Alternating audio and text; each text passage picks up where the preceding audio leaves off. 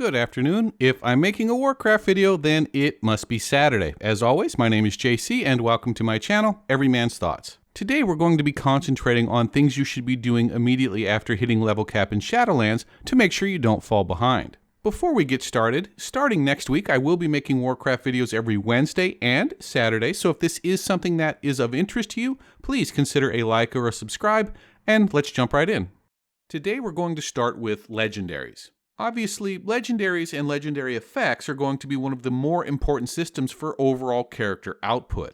However, the reason they made the top of my list is they have one of the most difficult catch-up mechanics if you fall behind, particularly for players who like to switch between specs and builds within the same class.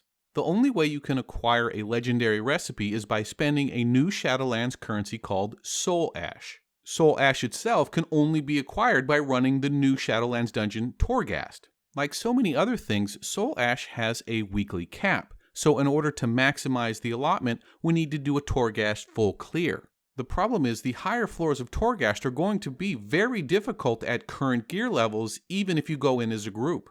So the first thing you're going to want to do once you hit level cap is start running the regular Heroic and Mythic 0 dungeons. This is going to allow you to work very efficiently. First, by gearing up early and waiting to do your Torghast clear till closer to server reset, you increase the likelihood that you will do well and maximize your weekly allotment of Soul Ash. Second, dungeons drop specialization-specific conduits, which are part of yet another system which should improve overall player performance, so you're going to have to farm these anyway.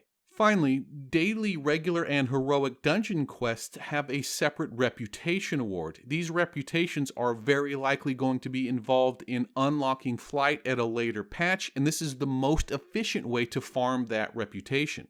So, run your dungeons, collect your gear, farm your conduits, build that reputation, all of which you're going to have to do anyway, and then run Torghast just before the server reset. The second item I want to talk about today is Renown. Now, Renown is by far the most important new system in Shadowlands. Renown works almost essentially like Reputation, as it measures your standing with the particular covenant that you have selected. The reason it's so important is, as you progress through the system, it begins to unlock other things. Legendary effects, higher item levels as rewards, new conduit slots for your soulbinds, transmogs, mounts, you get the picture. The reason it's second on my list is it's weekly capped, and if you fall behind, unlike Soul Ash, Renown actually has a very simple catch-up mechanic. So realistically, after level cap, the only thing you have to do in terms of Renown is pick your covenant and complete the Stage 1 campaign quest. Completing Stage 1 will unlock your soulbind, which will immediately give you the most important power for your soulbind. And it unlocks the 2 Renown weekly quests, which can be done at your leisure as long as you finish them up before server reset.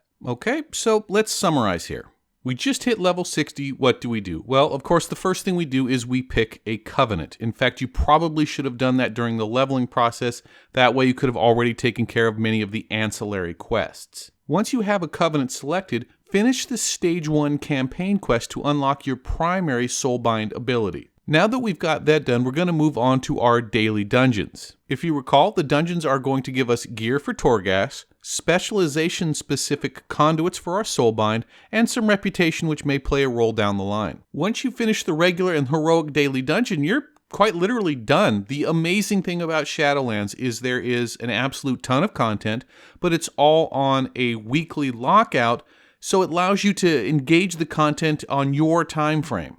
Rinse and repeat the dungeons until you get gear that you're comfortable with, then do your Torghast clear just before server reset, and start over next week. Next week comes, we're going to have 3 weekly Renown quests and the daily dungeons if you still want to run them, and everything else is at your option. Finally, Shadowlands is considerably more alt-friendly than BFA. Combine that with the elimination of the multi-boxers, and gatherers and trade skill alts are likely to see an unprecedented opportunity to give you a big gold return on your time investment. Well guys, that's it. Please consider a like or subscribe, and I will see you next Saturday.